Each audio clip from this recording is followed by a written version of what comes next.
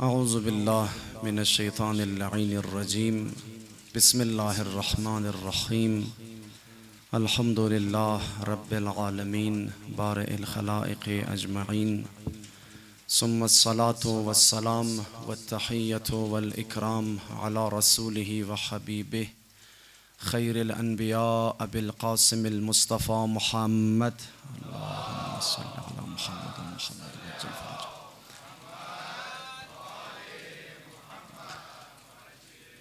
وعلى آله الأئمة المعصومين الغر الميامين، سيما بقية الله في الأراضين، روحي وأرواح العالمين لتراب مقدمه الفداء. أما بعد، قال الله تبارك وتعالى في فرقانه المجيد وقوله الحق وهو أصدق الصادقين: بسم الله الرحمن الرحيم ولا تفسدوا في الأرض بعد إصلاحها. معذرت میخواهیم از بابت ازی که راه بارش بود، سیل و غیره بود، دمنی هزار تاون تا که خدمت شما رسیدیم یک مقدار دیر شد. انشاءالله سری صبح شو در سری وقت کوشش مونیم که برسیم و مجلس را آغاز کنیم. انشاءالله یک صلوات بخوانیم بر محمد و آل محمد.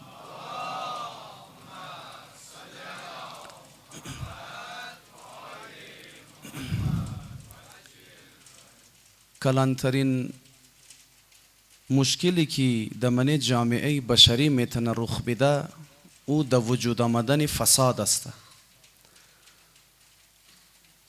تمامی جنگ انبیاء الهی قد دشمنای فاسد است، سر فساد جنگ است.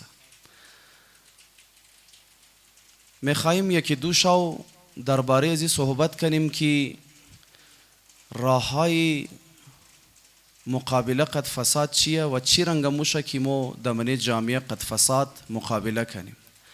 وقتی هم که ما از فساد صحبت مونیم ایگو قسم خاصی از فساد را دربارهش گپ نمیزنیم، جنرالی درباره فساد میخوایم گپ بزنیم. فساد بعضی از اوقات میتونه فساد اخلاقی باشه، یکی یک انسان دروغ موگه، غیبت مونه، تهمت میزنه، فسادات اخلاقیه.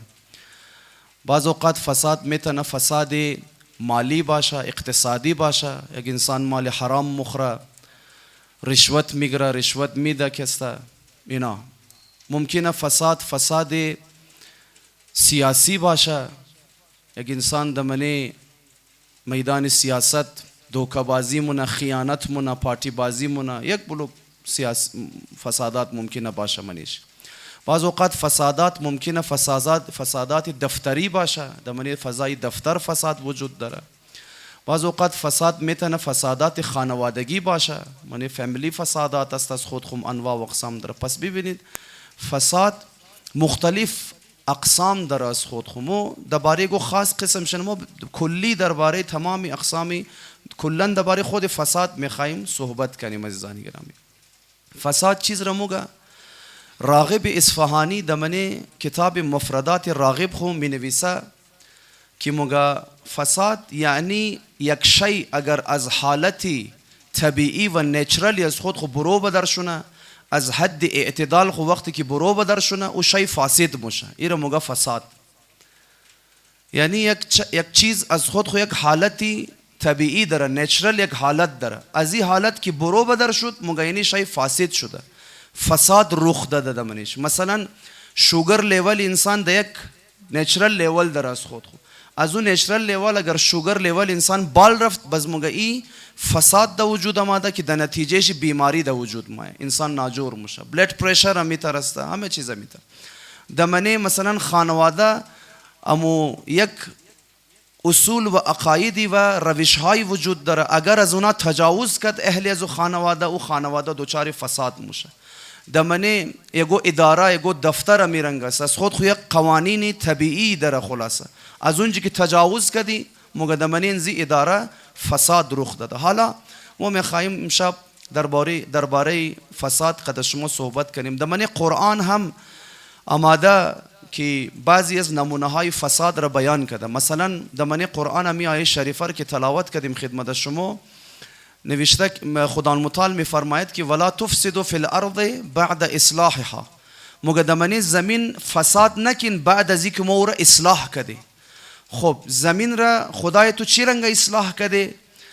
که دمنی روایات است که امام باقر سلام الله علیه فرمود اصلحها، اللهم صل علی محمد،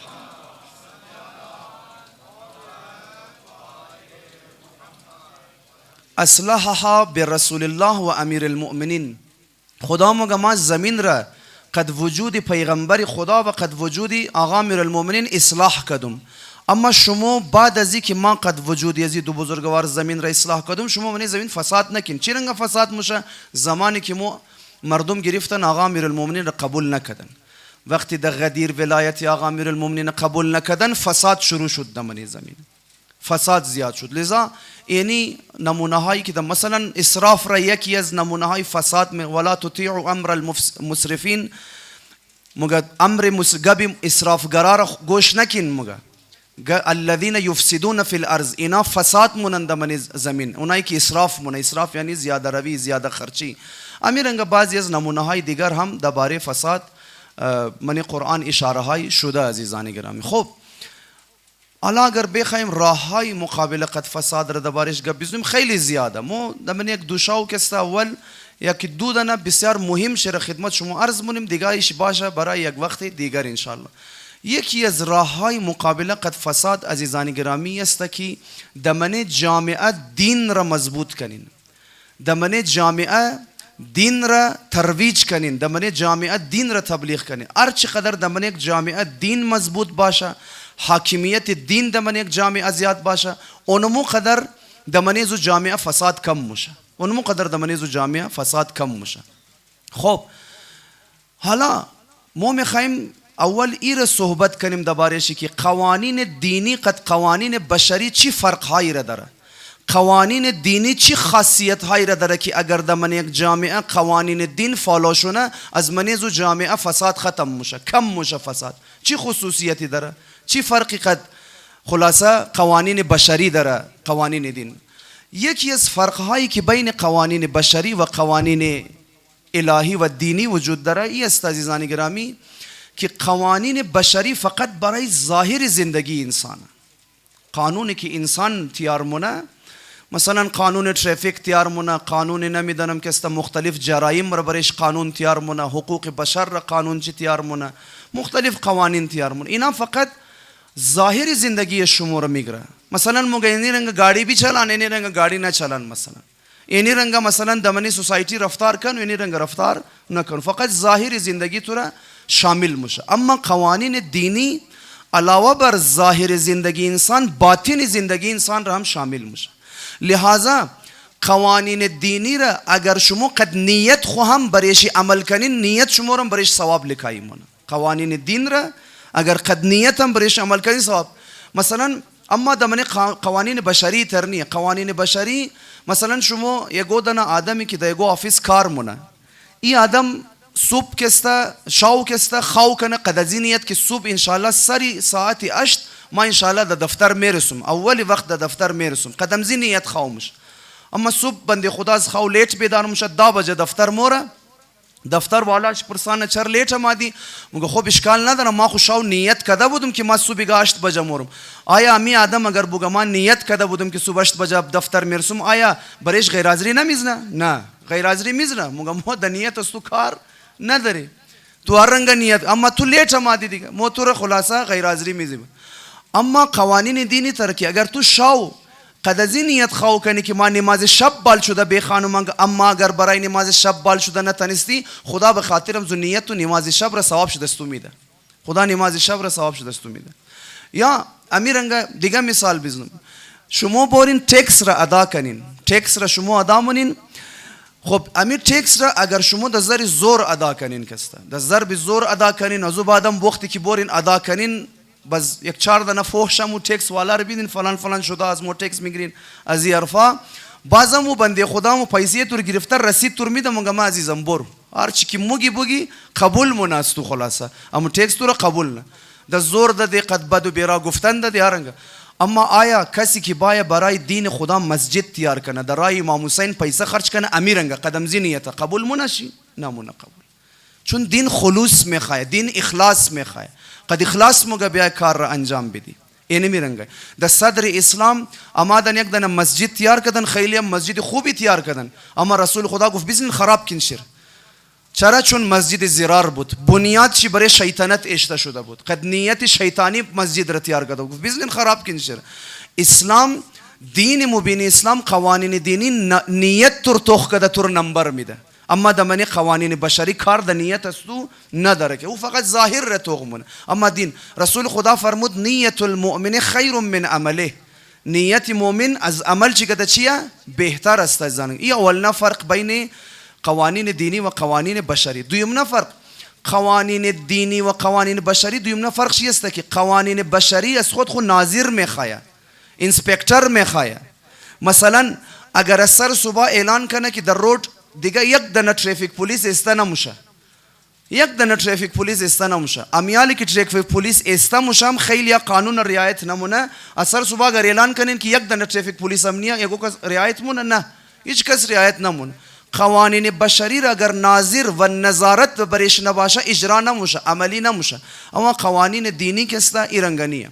مثلا در صدر اسلام پیغمبر خدا موگه عبدالله ابن رواحه را رئی کرد در خیبر، برو گفت از مردم خیبر جزیه جمع کنو.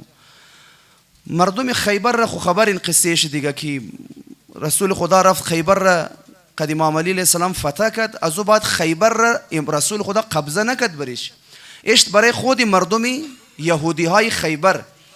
رسول خدا صلوات الله علیه مکرم وقتی که فتح کرد مکرم خودشی برایش قبضه نکرد که مدینه والا را بای حاکم کنه اونجا، نه داد دست خود مکه والا گفت خود اونجون بچلانه. رسول خدا نیت چی؟ نیت صلح هسته، نمیخواه بور همه جای را قبضه کنه در اختیار، نه خیبر رم گرفت قبضه چیزا کرد فتح کرد، اما در دستای خودون مردم خیبر از گیرشن نگرفت زمین، اما فقط گفت شما باید جزیه بدین. خلاصه یک قسم ټیکس کی اونایی که در سرزمین اسلامی در منی حکومت اسلامی زندگی مونه باید بدهیره. عبدالله ابن رواحه را رئی کرد، گفت برو اینا را حساب کتاب شی بزن جزیه زنا راشن گرفته بایرو کسته. عبدالله ابن رواحه رفت، بسیار تنای خوام رفت، هیچ کس را قچرایی نکرد رسول خدا، تاکی تنا بود. رفت زمینایش حساب کرد، مال و مویشی زنا حساب کرد، خوب صحیح دقیق حساب کرد. اونام بسیار خوش آمد کردن از عبدالله ابن رواحه. وقتی که دید بسیار دقیق حساب کرده، اما در گوشه شیر در خانه شن گفت که ببین هر چی میخوایی ما تر میدی، اما بیا میناری قدر دقیق حساب نکو، مثلا کمتر حساب کو. مثلا اگر فرض کو 1000 एकड़ زمین تو بیا لکایی که مثلا 500 एकड़ زمینه، اگر مثلا 10 टन گندم شده تو لکایی که مثلا 3 टन گندم، بیا امیر کم کنو، هر چی قصد که رشوت میخوایی ما تو را میدی کسله. عبدالله ابن رواحه ناراحت شد، فوراً بال شد، گفت ما این کار نمونه، می خیانت است، این حرام ای کار، ما این خیانت را نمونه، ما هر چی که شده اون مور حساب کرده در رسول خدا ریپورت میدم. اونا ناراحت شد. ببینید اونا هر چی گفت که ببین هیچ کس تور نمینگرنه، تو بیا می معامله را قد از مو کنه هیچ کس خبر نموشه، امی رشوت بیگر بور راسم مو گفتن هیچ کس را رسول خدا.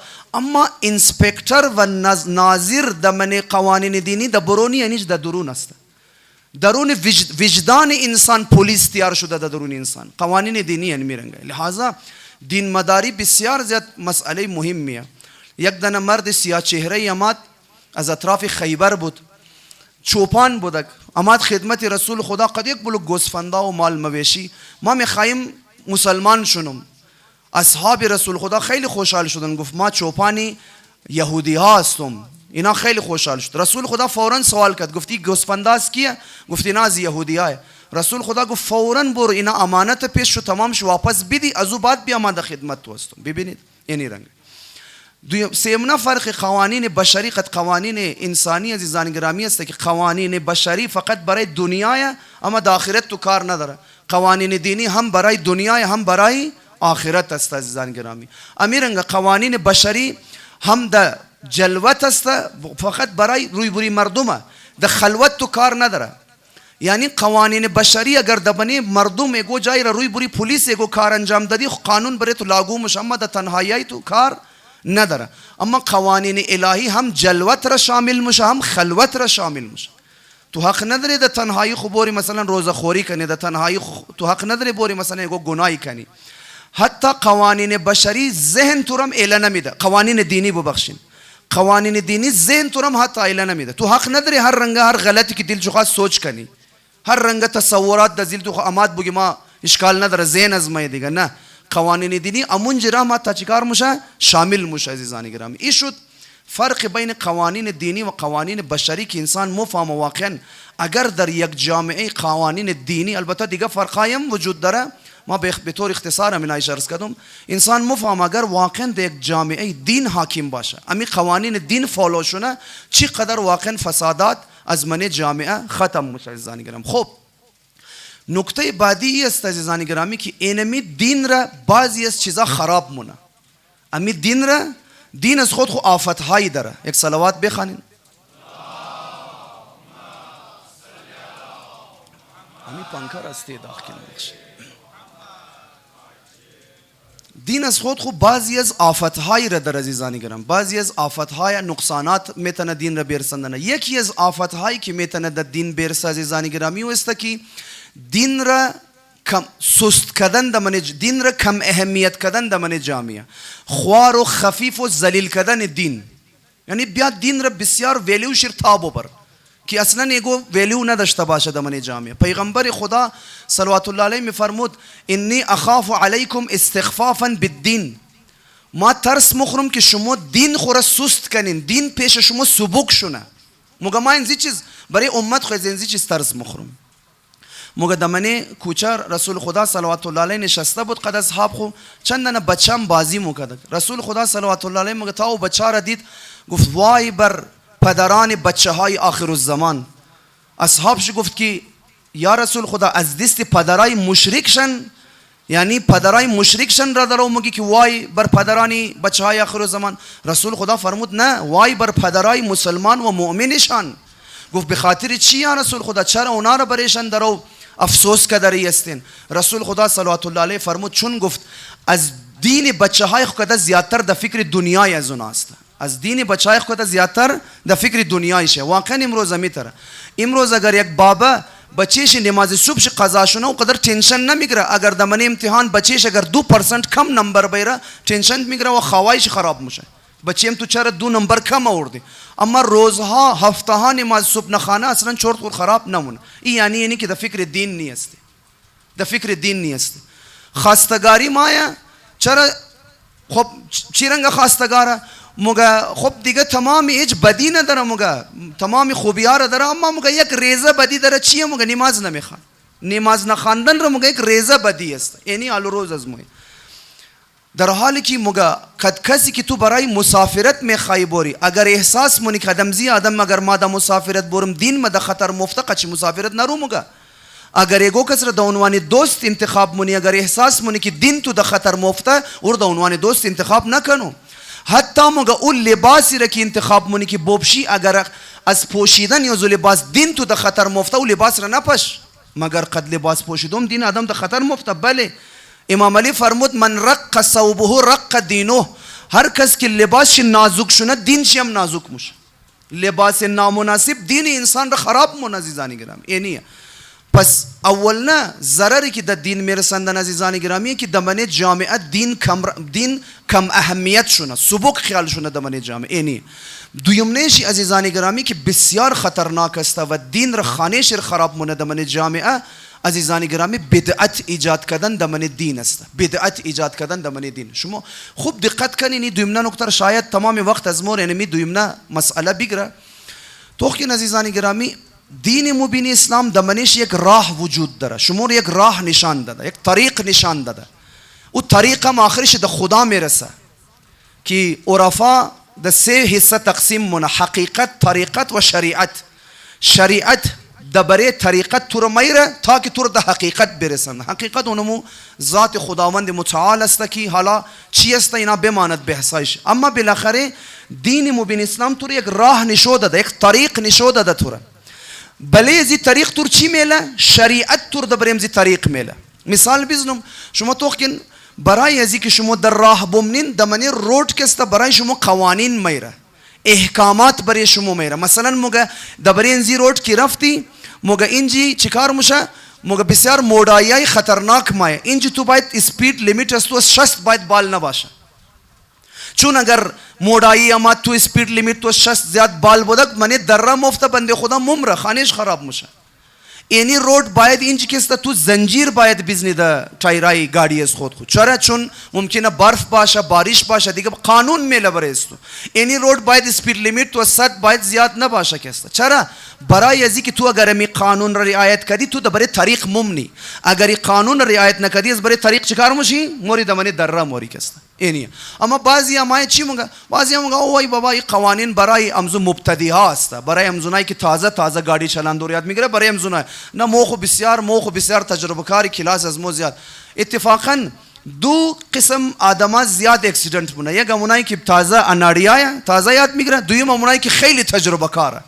بعض اوقات میگرنی یک ترک ड्राइवरी که 40 سال دولی رودا بوده آماده اوتر اکسیدنت مونه اوتر نکته رعایت نکده که یک ساده ترین ड्राइवर اونا رعایت مونه مثلا خاو گرفته شیر خاو رفته بنده خدا مور خود خورده منی در بنده حالانکه 40 سال دمنی رودا بود بسیار تجربه کارم بود. اینی عزیزان گرامی تو حق نداری شریعت را امو احکام شیر بدلی کنی تو حق نداری شریعت را بای احکام شیر جای بجای کنی کم و زیاد کنی منیشی چینجینگ دمنیشی بیری چون تو خود تو ممکن چون یک دفعه اگر شما بای شریعت را چینج کنی ممکنه خود استو این قصد را نداشته باشی ممکنه خود استو رنگ نباشی اما بالاخره یک فضایی را ایجاد مونی که تو را بدلی مونی از مردم را از راه بدر مونی.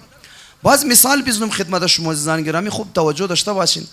شما را ترافیک پلیس لایسنس برای چی میده ترافیک لایسنس برای چی گرفته میشه درایوینگ لایسنس برای امزی داده میشه که بابا معلوم شونه که تو جانی از خود جانی مردم بازی نمونی دیگه برای امزی میخوای ثابت کنه از تو امتحانات میگیره ثابت مونه که تو جان خود جانی مردم بازی نمونی که است عزیز من اینزی خاطر. اما حالا شما یک سوال منم یک آدمی که از 100 دانه ड्राइवरी की लाइसेंस दरा ड्राइविंग लाइसेंस दरा ये आदम ड्राइविंग लाइसेंस न दरा اما 100 دانه ड्राइवरी की ड्राइविंग लाइसेंस दरा از اونها که خیلی اکسپریانس است خیلی ड्राइविंग خوب است اما ड्राइविंग लाइसेंस न दरा آیا امی آدم اجازت داره دمنی رودا ड्राइविंग کنه نه این آدم نباید ड्राइविंग کنه دمنی رودا چرا چون عزیز من تو موری یک بدعتی را ایجاد مونی یک بدعتی را دمنی رودا ایجاد مونی دمنی قانون ترافیک که از بعد یک بدعت ایجاد میشه تمام بزمو کارا را شروع مون تمام از راه بدر میشه تو قد از بدعتی که ایجاد مونی تمام را از راه بدر مونی.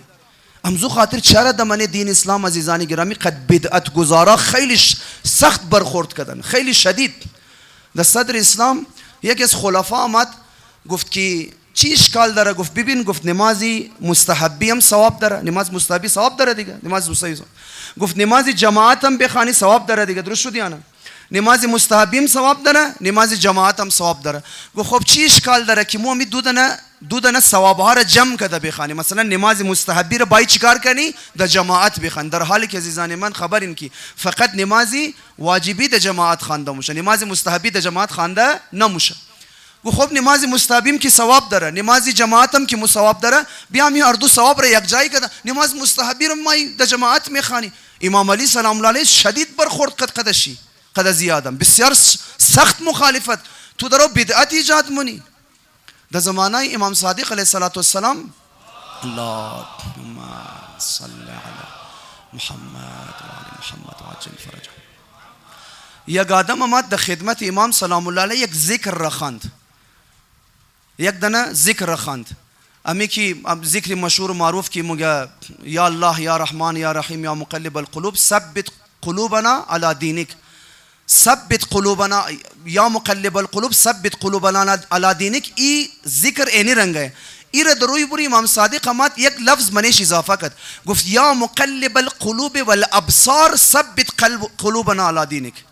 امام صادق سلام الله علیه قش برخورد کرد گفت ببین گفت درسته ما ایرم قبول داره خدا هم برای قلوب است هم برای ابصار است اما بالاخره این ذکر تو چرا بدلی مونی مود یک دسر جایش یک ذکر دیگه هم داره در عید نوروز میخوانی یا مقلب القلوب والابصار حول حالنا الى احسن الهدی اما این ذکر دمنش کلمه ابصار نیه تو ذکر را بدلی نکنو چرا این مخالفت رمونه؟ شاید یکی از دلیلهایش اینمی باشه عزیزانی گرامی که تو اینجا درو مایی یک دانه کلمه را درو اضافه منی. اینجا خو یک کلمه اگر امی ترند تیار شونه آخرش بس داعش تیار میشه دمن اسلام. این قدر راه کج میشه که آدما مای دمن دین اسلام داعش را در وجود مای عزیز من. این کارا نکنو، بدعت ایجاد نکنو. در صدر اسلام یک بدعتی دمن دین اسلام ایجاد شد و ممکنه از نظر بعضی او بدعت خیلی کلان نباشه، مثلا ممکنه او بدعت خیلی زیاد نباشه، بسیار ریزه باشه. مثل ازی وری است عزیزان گرامی که شما دو دانه لاین را بگیرین، از استارتینگ شکسته منی اردو لاین کم ذره انگلی یک دیگهش قدر دیگهش بدلی کن، مثلا 0.1% کسته یا دیگری قدر دیگهش فاصله بیلین. از د استارتی که اردو لاین درو استارت موشه د استارتینگ پوینت خیلی فاصلهشان معلوم نموشه، خیلی فرق معلوم نیه، بسیار کمه. اما اگر امی دو دانه لاین قدمزی زاویه بسیار بسیار کم اگر چند کیلومتر پیش بوره یک دفعه میگرنی 2 کیلومتر بین دو دانه لاین چیکار شده؟ فاصله ایجاد شده 2 کیلومتر. امی گوگل ارت را شما دیدین دیگه اپلیکیشن است یک دانه. قد گوگل ارت شما میتونین که یک از خاصیت هایی که داره شما میتونین قبله خور پیدا کنین. یک از مطمئن ترین راه های پیدا کردن قبله قد گوگل ارت. من گوگل ارت بیزن خانه خور پیدا کین امو جایی که شما این از بعد کعبه پیدا کین باز اسکیل داره گوگل ارت فوتک است. قد از بگیرین خط بکشین از فاصله خانه از خود تا کعبه، این نشان میده که فاصله خانه شما تا کعبه چند کیلومتر است. اینی وقتی که اسکیل رزدین از خانه خود تا کعبه این اگزکت شما را روی قبله را شما را نشان میده. بسیار اکورت و دقیق است گوگل ارت که است، امیر قبله را نشان میده. بعض اوقات بعض جایا ما موری نگاه مونی قبلهشان را برای احتیاط، حالا نو جایی که موری احتیاط مونی میبینی بعض اوقات چند دیگری سانتیگراد امو انگلی قبله فرق مونه درو کسته. بعض اوقات 45 دیگری از انگل قبله دوره، چون زمانه قدیم بوده. بعضی از مسجدها میتره واقعا در مسجدها موری ببین جهت قبله متاسفانه غلطه، در دیگه طرف بر شده. یک بنده خدای رمادی در خانهش گفتی که بابا این قبله است تو کم ذره کج است، مثلا کم ایله باید او وای گفت 1-2 دیگریش که است اشکال نداره، مو باید درسته 1-2 دیگری فرق نمونه. اما گفتم بیا تو نشو بدم من گوگل ارت تو دمزو سمت که نماز میخوان وقتی که اسکیل را کشیدی طرف یمن بدر شد. گفتم بنده خدا تو 30 سال درو طرف یمن روی کده نماز میخوانی درو کعبه کجا یمن دا کجا کسته. باید دقیق باشی عزیز من، نگی یک خدا خبر که است چند دیگری که است فرق، نه این خطرناک است عزیز من، بسیار خطرناکه. تو دمنه دین بدعت ایجاد نکنو. چرا دمنه دین درو بدعت ایجاد می؟ چرا شریعت را درو بدلی کدری؟ چرا شریعت را درو منشی دستکاری کدری است؟ تو نباید کار شریعت را باید مو به مو انجام بدی، باید شریعت را هو به هو امو رنگه که تو گفته باید انجام بدی، نباید منشی چینجینگ. دمنه خانه پدرها و مادرای گرامی توجه داشته باشن. دمنه خانه بچه مای نماز میخوانه، مای مادر خود مگه مادر مای نی رنگ نماز میخوانم، آیا می رنگ نماز خواندو از ما صحیح است یا نه؟ بابیش از اونجی شیشتاش بابیش ممکنه بوده که خب بچه مت زنگ بزن دفتری مرجع تقلید خو یا قد سایتی مرجع تقلید خو بور معلوم که یا بور رساله شرواز کو یا اصلا مگه که نه بچه من نماز تو نی رنگای چون من مرجع تقلید از من قدستو یگا مای مسئله رو میدن. اما مادرش از اون چی مگه او وی لکو مگه بابیخ گوش نکو بخن مگه خدا قبول مونه. این قدرم خدا مگه دقیق چیزا نمونه، خدا خو نعوذ بالله تر چیزا نیه تر استریکت باشه که است بخن مگه اونجی مادر مای خوش یک مرجع تقلید برای خود تیار میشه. بعض اوقات پدرها میکار رمونه، بعض اوقات پدر میکارن بخن مگه نه عزیز من میگری خانه زور خراب من یک بدعت من خانواده خو ایجاد من عزیز من واقعا نمیتره. بعض اوقات مردم از مو که یک چند سال طلبگی را خانده، بعض اوقات از مو اگه کس مای سوالی شرعی پرسان من اگر ما اموز لحظه حضور ذهن نداشته باشم ما فورا جواب میدم عزیز من ما بلد نیم، ما جواب امزی سوال تور بلد نیم. بو روزه گو عالمی دیگه پرسان کو یا رساله رو تو کو یا بز مر اجازت بدی وقت بدی تا ما پرسان کن اما فعلا چرا؟ چون عزیز من تو یک دفعه اور جواب غلط میدی یک بدعت ایجاد میشه، میبینی یک پوره یک نسل امو کار غلط انجام میده. از بعد از اون نسل د دیگه نسل یک دفعه میبینی که تمامی منطقه درو غلط انجام داره، یک بدعت رو تو قد یک جواب غلط خو ایجاد کردی واقعا نمیتره ندی جواب. من یک آدمی که طلبایم جواب نمیدم اما مردم از پیش خود تر بخشی خو مجتهد تیار میشه بعض اوقات نگی عزیز من مایا مسئله شرعی پیش مایا مور از یک عام آدم پرسان نه بابا می مسئلهش چیه اون از طرف از خود یک هوایی فایرینگ مونه مگنی ترسته او زباد رفته غلط انجام میده، از بعد یک دیگر موگه او یک دیگر موگه میبینی که یک نسل درو که است کار غلط انجام داده. یک دانه بنده خدا مور در زگی پیرمرد بود، نمیدونم 65 سال عمرش بود. مور میمد قرآن یاد میداد، باز هفته یک روز احکامم مور یاد میداد. ما دایاد مور ریزه بودی، نمیدونم 11 ساله بودی چند ساله بودی. بنده خدا یک روز آمد مور وضو یاد داد. وضو یاد داد عزیزان گرامی، وضویش غلط. چند ساله؟ 65 ساله، پیرمرد شده، وضویش غلط. آمد گفت 3 دفعه روی خوب بشر، 3 دفعه دیست راست بشر، 3 دفعه. مم البته چون خدا را شکر منه که او زمان بالغ نشده بود، نماز بریم واجب نشده بود.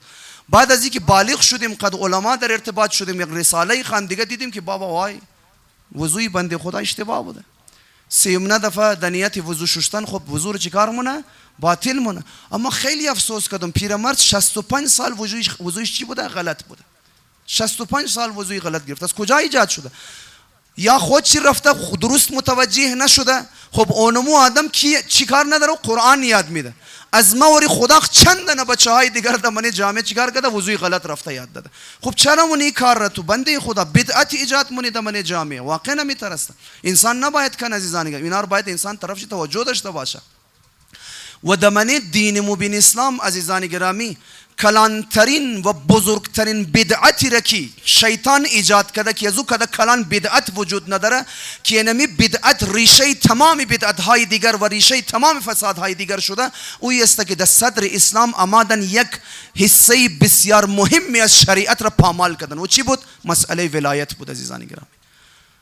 ولایت را قبول نکردن کلانترین بدعت بود که اینا ایجاد کردن عزیزان گرامی. کلانترین بدعت دمنه سقیفه بنی ساعده ایجاد شده عزیزان گرامی. اینیه تمام بدبختی ها و بدعت هایی که ازو بعد درو ایجاد شده رਹੀه اینمی است عزیزان گرامی. تمام بدبختی ها، هر چی بدبختی مایا از امزو حسبنا کتاب الله گفتن شروع شد عزیزان گرامی. اون امزو بعد شروع شد. قرآن به تنهایی، خب شما نگاه کنین قرآن به تنهایی عزیزان گرامی، قرآن یک کتابی است که صامته. قرآن خو کتاب ناطق نیه دیگه، نمیتونه حرف بزنه. امام علی سلام الله علیه فرمود استنطقوا، مگه قرآن را ده حرف بیرین. یعنی اگر شما قد قرآن گپ نزنی، قرآن گپ نمیزنه. 2000 سال پیش قرآن بیلو قچی گپ نزن نخانی شده، قرآن هیچ نموگه تو به درد نموخره. قرآن باید بخوانی تا قد تو حرف بزنه. اما قرآن ناطق کی بود؟ آقا امیرالمومنین علی علیه السلام میگه ما قرآن ناطق هستم، نمیفهمیدن. تمام بدبختی هم زینج شروع شد عزیزان گرامی. پس ببینید و تازه خودی اهل بیت اسمت و طهارت، خودی امامای معصوم بزرگترین انسانهایی بود که از تمام قدر زیاد نسبت به شریعت حساس امینا بودن. قدر امامای معصوم هیچ کس را شما نم پیدا نمونین که این قدر که اینا دقیق و در دیتیل برای شریعت عمل مکد، هیچ کس را شما پیدا نمیتونین عزیزان، واقعا نمیتون. شما از امام علی قدر نماز خانتر برین پیدا کین در طول تاریخ، از ابو عبدالله الحسین قدر نماز خانتر در طول تاریخ برین پیدا کین، متاسفانه نیان. اما بعضی از کسایی که صوفی مسلک شده، می صوفی ها را شما توخین مایان چی مگن نه او مگه احکام محکام مگه اینا تمامشن برای آدمای مبتدیه تیم خور پاس مونه. دیدین مگه مو بچایی که کلاس 1 مورا دیدین، کلاس 1 مورا کیجی مورا برای زونا یک قواعد و دستوراتی است. مثلا مگه تو قد پنسل لکایی کنو، قد بال پن لکایی نکنو، اجازت نداری. اما مگه تو تاکایی را میخوای قد پنسل لکایی کنی، تو والی کٹا شده، وقتی که کٹا شدی بیا قد بال پن لکایی کن. ببینید قد انزی گبا بعضی از جوانها را به طرف شرک کشمونه اینا. بابا مگه ای نماز و ای شریعت مگه اینا مالی امزو آدمای بیکار همونایی که مبتدیه رشد نکدن، اینا برای امزو مو رشد کده، مو دائم الذکر تیار شده، مو همیشه در محضر خدایی، مو همیشه قد خدا کنکت هسته. این مالی امزونایی که مور کار خورم انجام میده، باز ما یک دفعه ما قد خدا کنکت میشه، باز مو دائم قد خدا کنکت هسته. بدبخت. یعنی نعوذ بالله امام علی علیه السلام قد خدا کنکت نبود، تو قد خدا کنکتی. یعنی امام حسین سلام الله علیه قد خدا کنکت نبود، او باید نماز میخواند و تو کنکت هستی. امام حسین ظهر یا عاشورا نماز جماعت میخوانه، او کنکت نیه، تو قد خدا کنکت هستی. اینی عزیزان گرامی گمراه شدن، ایمو قواعد را بدلی کردن یا از بین بردن تا مردم را از طریق خارج کن عزیزان گرامی. این نمی است. شما برای شریعت از اهل بیت کده زیاد هیچ کس نمیتونه عمل کنه. آقا امیرالمومنین برای حکما و والیای خو خط لکای مکد میگفت هیچ کدام از شما قدر من علی دیندار نمیتونین باشید، هیچ کدام از شما. واقعا او رنگه که من علی دینداری مونم هیچ کدام شما نمیتونین باشید. او رنگه نماز ما میخوانم خودون خو بکشینم قدر علی هیچ کدام شما نماز خوان شده نمیتونین، واقعا نمیتونین.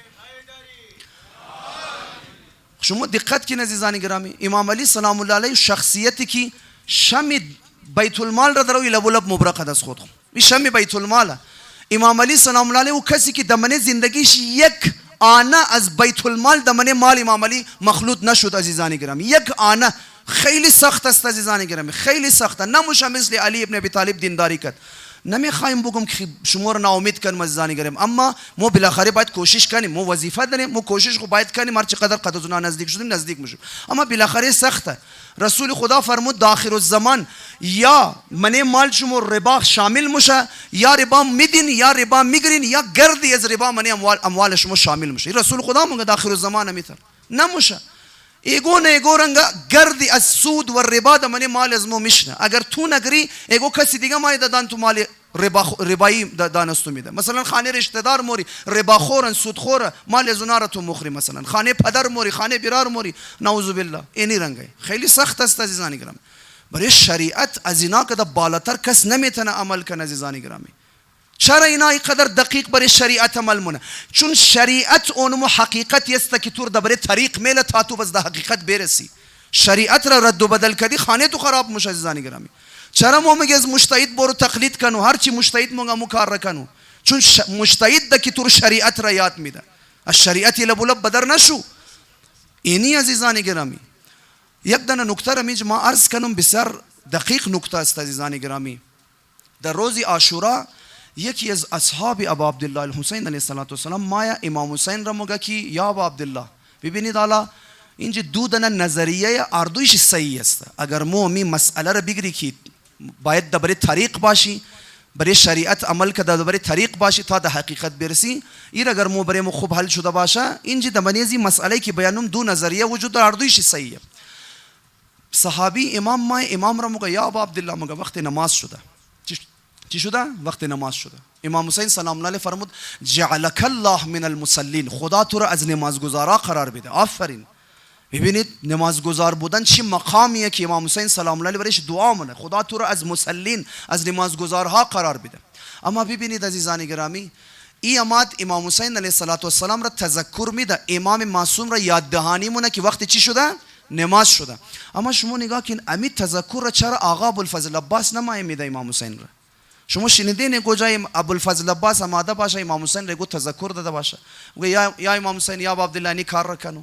چرا آقا علی اکبر آدمی تذکر نماز را نمیده؟ به خاطر از اینکه اینا امام شناستر است، اینا معرفت نسبت به امام خیلی بالا است، اینا این تذکر را نمیده عزیزان گرامی. اینا خیلی دمنه کربلا تمام اصحاب در یک لیول نیه، در یک درجه نیست عزیزان گرامی. اینا خیلی مقامش چیه؟ بالاتر است. اما خب امی آدمی که آماده امام حسین علیه السلام را تذکر داده، ببینید خیلی او زمان این حق را دست خودون خو میدادن که میمادن امام حسین را تذکر میدن. مثلا امام حسین از مکه میخواهی ایشونه عبدالله ابن عمر که است امیرنگا عبدالله ابن عباس و بعضی های دیگه زبیرها و اینا میمادن امام حسین را مشوره میدادن. امام حسین را درو امر بالمعروف و نهی از منکر من درو. امام حسین میگه تو چرا حجر الکه موری، مثلا حجر نیم کلا چرا الکه موری، حالا اگر میخوای بوری چرا یمن نموری، یکش میگه چرا طرف ایران نموری. بابا تو کی است؟ تو مفهمی درو کی را درو گفتاری بنده خدا صحابی امام حسین، خدا پدر و مادر تو بیامرزه، تو کسی را درو نماز در یاد شمایی که خود از اصلا نمازه. امام حسین اصلا خود نمازه، تو درو امام حسین تذکر میدی که نماز بخوان وقت نماز شده. اینایی هم که شما در مکه درو شما نفهمیدین که اصلا بنیاد و ستون دین انمی آقایه، تو درو ستون دین را درو مشوره داری هستی، تو نفهمیدی عزیز من، نفهمیدید. اونایی که نفهمیدن واقعا نمویا مگه نماز بی ولای او نماز بی وضوست، به منکر علی بگو نماز خود قضا کند. او رفای جمله را مگه اما حقیقت نمیه. واقعا ولایت آقا امیرالمومنین نداشته باشی اصلا نماز تو پوست پیاز ارزش نداره، هیچ درد نمیخوره. اینام دا آقا امام حسین نداره مشوره داره عزیزان. او خود از شریعت امام حسین خودش شریعت، اما بالاخره او صحابیش هم کاری غلط نکرده. حرفی از اون سید چرا امام حسین شر گفت آفرین چون تو برای شریعت عمل کردی، چون تو برای شریعت عمل کردی عزیزان گرامی. اما از با آقا ابوالفضل عباس برای شخصیتام که سکوت مونه و پیروی مونه از امام، اونام کارش درست است عزیزان گرامی. چرا؟ چون در هر صورت اردویشان در برای طریق منده. امام حسین عین شریعت او دیگه شم در ظاهر شریعت را در رعایت کرده عزیزان. واقعا نمیتره. شما توقین مگا آقا امیرالمؤمنین علیه السلام دم تاریخ آماده منی بعضی از روایات جویریه و امی تر بعضی های دیگه منی کتاب ها این روایت نقل شده آماده وقتی که از جنگ نهروان در واپس میماد امام علی علیه السلام در منطقه بابل رسید. امام علی علیه السلام در منطقه بابل که رسید وقت نماز ظهر خوانده بودن، وقتی نماز عصر شده بود نماز عصر نخواند امام علی علیه السلام، رفت از اونجا تیر شد. از اونجا وقتی که تیر شد امی جویریه که در او روایت را نقل مونه مگه سپاهی های خود امام علی علیه السلام و مو کسایی که حالا سپاهی لشکر دشمن بوده یا از خود اونچه نمیدانم مگه بعضی همون جسته بود شروع کردن مگه نیش و کنایه زدن امام علی. مگه ببین مگه نمازگزارا را کشتم ما خودش نماز نمیخوانه. منظور از نمازگزارا کیه؟ نهروانیا دیگه، خوارج. او تر نماز میخوان که تا دل جنبه، او تر نمازا میخوان که تا سجده خواو رفتن، او تر نماز میخوانه. مگفت دیدین نمازگزارا را کشتم ما خودش چیه؟ نماز نمیخوانه. درو امام علی سلام الله علیه رفت امزو منطقه بابل دور شد. مالک اشتر جالب ایر دقت کنین نکته اینجیه. مالک اشتر دنبال امام علی رفت دیگه نماز خواند، اما مالک اشتر رفت دنبال کی؟ دنبال امام علی علیه السلام رفت. امی آدم جویریه که نقل منای در یک روایت دیگه مگه من قد امام علی رفتم دنبال امام علی رفتم. آیا مالک اشتر نماز خو نخواند دنبال امام علی علیه السلام رفت کاری غلط کرد یا کاری صحیح کرد؟ کاری صحیح کرد. چرا؟ چون درو خود شریعت را درو فالو کردیه. امام علی خود شریعت. چرا؟ من یک روایت است که امام علی خود چی فرمود؟ رسول خدا مرا حکم کرده بود که هیچ پیغمبر و هیچ وصی دنزی منطقه نماز نمیخوانه. این حکم برای کیه؟ برای امام علی علیه السلام است. پیغمبر خدا امی در زیارت کربلا عراق کی مورین مجاهدین رد الشمس کی است مبرا کاروانا قافله ها مبرا هم طریق دن مینار در مگی جای رد الشمس است. اون مو اینمی مقام است عزیزان گرامی که البته بنابر بعضی از روایت مگانمونج امام علی دوباره شمس را سورج را دوباره بال کرده بود در وقت فضیلت نماز عصر آورده بود دوباره تا که نماز عصر از خود خور بخوانه. مالک اشتر دنبال امام علی علیه السلام ور کارش اشتباه نیه. کس نگه که اونا نماز نخواندونه او در خودی عین شریعت را فالو. امام علی علیه السلام شرعا وظیفه داشت که در زمین نماز نخوانه لذا رفت پیش اونجا نماز خواند. یا مثلا در من یک روایت دیگه است که روایت مستفیضه خیلی روایت معتبر است. علمای مورخین و روات اهل سنت هم روایت را نقل کرده. مگه یک روزی بله رسول خدا وحی نازل شد. رسول خدا صلوات الله علیه که برایش وحی نازل مشد بیهوش مشد. اصلا خیلی حالت رسول خدا دیگر رنگ مشد. امونجا مگه امام علی سلام الله علیه نشسته بود رسول خدا سر مبارک را برای پای امام علی میله. سر مبارک رو برای پای امام علی میله. وقت نماز فضیلت نماز عصر تیر مشه. وقتی رسول خدا دا هوش مایا مگه یا علی نماز خور خواندین نماز عصر. امام علی سلام الله علیه عرض کرد گفت یا رسول الله من نشسته نماز خور خواندم دل من نشد که شما چون وحی در برای شما نازل مشد حالت شما خراب بودک ما دل من نشد که شما را از خواب بیدار کنم و شما را از برای پای خو پس لذا من نشسته خواندم. ببینید تهمت است که در بعضیا این روایات را غلط نقل نموگه. نماز امام علی قضا شد. شما هم شاید شنیده باشین مگه نماز امام علی چی شد؟ قضا شد. این تهمت برای اهل بیت. نماز امام علی قضا نشد، وقت فضیلت تیر شده بود. یعنی هنوزم وقت نماز عصر باقی بود، فقط وقت فضیلت نماز عصر تیر شد، وقت فضیلت قضا شده بود. اونو را من روایت آوردن نه که نعوذ بالله امام معصوم نماز چی قضا شده باشه. نه، امام معصوم نماز چی قضا نموشه. در هر دو واقعه وقت فضیلت نماز عصر مگه تیر شده بود. مگه اونمونج بود که رسول خدا از خدا خواست که خدای شمس را واپس دمزو جای بیرو که وقت فضیلت نماز عصر تا علی نماز عصر خورد در وقت فضیلت چی بخوانه. یا علی ما خوش ندارم امی یک ثوابم از تو میس شونه، امی یک ثوابم شامل است اینیه. وقت خب امام علی علیه السلام چرا نماز خور به تأخیر مندازه یا نشسته میخوانه؟ چون عین شریعت را درو فالو کرده. شریعت امام علی درو امام علی رو مگه که تو امروز وظیفه داره که از امام زمان خو باید محافظت کنی. دلی از تو مهم نی عزیز من. تو قد از دل آلوده خو بدعت ایجاد منی، مردم را از طریق برو بدر منی، دمنی در رای منی مردم را. عزیز من امزو خاطر مگه دین خور برو از یگو مستند عالم دین برو بگر. عزیز من از هر روزخانی که برای کرسی دمنی خانه ششت، هر گبی که در زبان شمت برو بدر شد از او دین خور نگر. اینا بدعت گزار بازی هایشن دمنی دین. اینا تو را از طریق برو بدر منه، اینا تو را از حقیقت دور منه. کما اینکه یزید امی کار رکد دمن دین اسلام. امام حسین سلام الله علیه میگفت، شعار امام حسین چی بود؟ ما خروج کردم تا دین رسول خدا رو محفوظ کنم، ما خروج کردم تا در خلاف انزی آدمی بوزینه بازی شرابخوری. حالا دیگه خطاب هایی که کده بود امام حسین درباره ازو، ما خروج کردم تا اینی آدم درو دین را ریشهش درو زده رئی است، درو مردم را از طریقت درو دور کده رئی است، از طریق دور کده رئی، شریعت را درو خانهش خراب کده رئی. شعر میخوان بنی هاشم که است، درو ڈرامه بازی مونه، نه وحی است، نه دین نازل شده، نه دیگه. اینا چیه؟ امام حسین ما شریعت را حفظ مونه، چون اگر شریعت نباشه تو درباره طریق هم نمونی، از طریق گمراه میشه. عزیزان اهل سنت، برادرای اهل سنت همی کار را کردن. متاسفانه وقتی از آقا امیرالمومنین دور شدن، از او بعد بدعت ایجاد شد که نو بدعت ها، یکشی قد یک راه آمد خلیفت یار شد، یکشی قد یک راه دیگه آمد خلیفت یار شد. قد هر نو راه هر کس میمد خلیفت یار شد. تا امروز شاید 100 راهی خلیفت یار شدن در من برادران اهل سنت رواج باشه. چرا؟ چون یک بدعتی که از روز اول ایجاد کردی، باز او شروع تمام بدعت ها میشه. یک صلوات بخوانید بر محمد.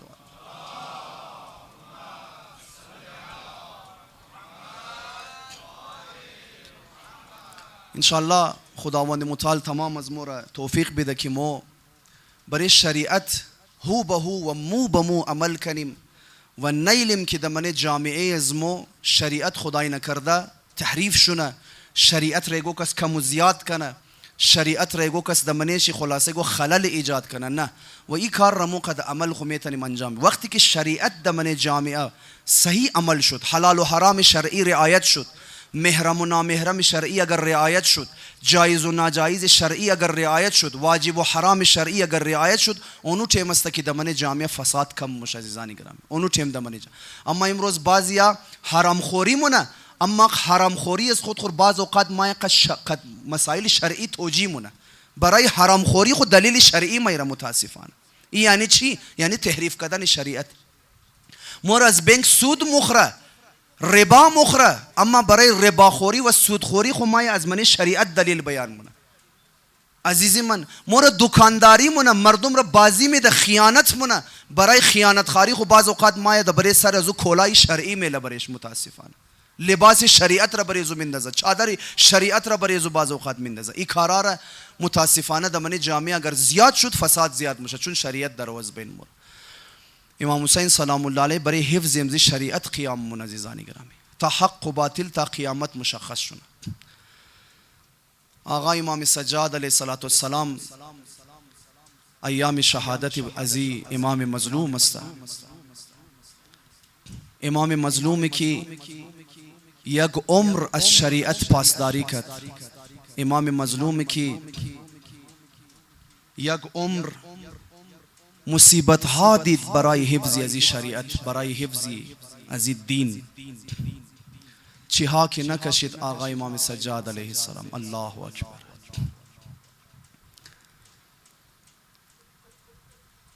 امام سجاد علیه السلام وقتی که در من کوفه مایا، مسلم گچکار مگر رفتم خدمت امام سجاد علیه السلام رسیدم. وقتی خبر شدم اسرای اهل بیت را آوردن، خدمت امام سجاد رسیدم، عرض کردم یا ابن رسول الله، آیا از دست از ما گو کار پورا است؟ چی خدمتی برای شما میتونم کنم؟ امام مظلوم دیگه هیچ چیز نخواست از مسلم گچکار. گفت اگر کم کپڑا داره مرا بدی، زنجیرها دستای مرا زخم کرده، زنجیرها ای طوق گردن از ما گلوی مرا زخم کرده، زنجیرهایی که در پای ما بسته پوستی پاهای مرا زخم کرده، زخم ان قریب میخواید استخوان برسه. این قدر امام را اذیت کرده بود. الله اکبر. اما از امام سجاد علیه السلام پرسان کردن کدام مقام برایش مستعام کرده زیاد سخت گذشت؟ همه شما شنیدین. امام سجاد فرمود گریه کرده الشام الشام الشام. شام برای اهل بیت خیلی سخت گذشت. چی گذشت یا امام سجاد در شام بر شما؟ آقا امام سجاد فرمود چند واقعه برای از ما در شام خیلی سخت بود. اول واقعی بود که وقتی ما را وارد بازار شام کردن، مگر لشکری های یزید شمشیرها را از غلاف برو بدر کرده بود، نیزدارا در گرد مو حلقه زده بودن، از او بعد مگر ڈول و سرنه و گانه والا را کوی کرده بودن، اونا گانه می خواندن، ڈول می زدن، شمشیردارا در گرد حرم اهل بیت ناچ میکردن، می رقصیدن، ولوله و شور و غوغا بلند کرده بودن، خوشحالی میکردن. شما تصور کنین شمشیرهای بینیام، نیزه های سرتیز، شور و غوغا، دخترای امام حسین چی تیر شده باشه برش. یا امام سجاد چی خبره، اما زینب چی خبره. خیلی سخت گذشت. امام سجاد فرمود دیگه چی سخت گذشت. امام سجاد سلام الله علیه فرمود مورا دمن بازاری یهودی ها برده بودند، مگر رفتن دمن کوچه های و خانه های یهودی ها اعلان کردن ای یهودی های شام با این معال اولاد قاتلان پدرها و شوهرهای شما را ارده، امو علی که باباهای شما را کشت، امو علی که شوهرهای شما را کشت، با این ما اولادهایش را ارده. هر چی که تفت دل دارین، هر چی که بغض دارین دستر از اینا خالی کنین. امام سجاد فرمود وقتی از کوچه ها تیر شدیم، هر چی سنگ داشتن، هر چی آتش داشتن، هر چی توپ بود بر سر از ما خالی کردن. اجرکم علی الله عزادارا. دیگه چی میفرماید امام سجاد؟ گفته من شام وقتی از امزی کوچه ها ما گذشتیم، از من پشت یک بام برای سرهای اهل بیت آتیش مینداختن. وقتی یک آتیش برای سری از ماماد افتاد، اما مرا دردد، چون دستای ما پشت گردن بسته بود، نتانستم آتیش را خاموش کنم. آتیش پشت سر امام را درد داد، سر امام سوخت، اما امام خاموش نتانست آتیش را. الله اکبر. اما اینا همه به کنار، یک مصیبت خیلی سخت است برای اهل بیت، خیلی سنگین گذشت. چی بود مصیبت؟ امام سجاد فرمود مورد بازار غلام فروشا و کنیز فروشا برده بودن، میخواستن مورد عنوان غلام و کنیز سودا کنن. اهل حرم کجا؟ بازار برده فروشا کجا؟ چه گذشته باشه برای قلب امام سجاد. میخواستن دختران ابا عبدالله را در عنوان کنیز سودا کنن. امام سجاد فرمود یکی دیگر از سختی ها برای ازمو که در شام گذشت، مسئله خرابه شام بود. دمن یکو تر خرابه مورا جای داده بودن که روزها شدت گرمی در عذاب بودیم، شبها شدت سرما. اهل بیت روزها را در گشنگی، شبها را در عبادت و گریه تیر میکرد. یک قدر در خرابه سخت گذشت، یک قدر در ولی خرابه عذاب شدن که امام صادق فرمود بچه ها و زن ها در ولی خرابه پوست صورت انداخته بودن، پوست های صورت چنکنده شده بود.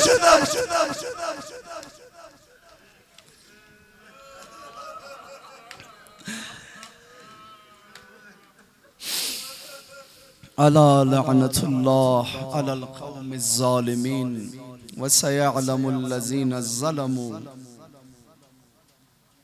أي منقلب ينقلبون. پروردگارا به حق آقا امام سجاد علیه السلام تعجیل در فرج آقا امام زمان بفرما. خدایا به حق آقا امام سجاد علیه السلام با مغفرت گناهان قلب امام زمان از ما راضی و خوشنود بگردان. خدایا به حق آقا امام سجاد علیه السلام به همه ما توفیق امر به معروف و نهی از منکر عنایت بفرما. خدایا به حق آقا امام سجاد علیه السلام حاجات شرعیه همه مؤمنین و مؤمنات ملتمسین دعا جمع حاضر برآورده با خیر بفرما. خدایا به حق آقا امام سجاد علیه السلام مشکلات مسائل گرفتاری های همه مؤمنین مؤمنات ملتمسین دعا جمع حاضر برطرف بفرما. مریض ها و بیماران تمام مؤمنین مؤمنات سفارش شده ها ملتمسین دعا شفای کامل و عاجل عنایت بفرما. خدایا رزق و روزی واسع و حلال نصیب همه مؤمنین مؤمنات ملتمسین دعا جمع حاضر عنایت بفرما.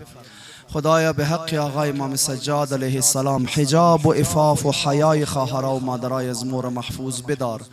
خدایا به همه ما توفیق عمل صحیح بر دین و شریعت عنایت بفرما. خدایا کسانی که بر علیه دین کار منن فعالیت منن اگر قابل هدایت نیستن رسوا و ریشکن بگردان. هرچی زودتر زیارت با معرفت عتبات عالیات بلخص زیارت کربلای معلا نصیب همه ما بفرما. خداوندا کسانی که از خاطر عزیز سیلاب و سیلها مصیبت دیدن خانه های خور از دست دادن خداوندا به حق محمد و آل محمد آنها را کمک بفرما و به همه از ما توفیق کمک به آنها عنایت بفرما. ربنا تقبل منا انك انت السميع الدعاء الى ارواح المؤمنين والمؤمنات.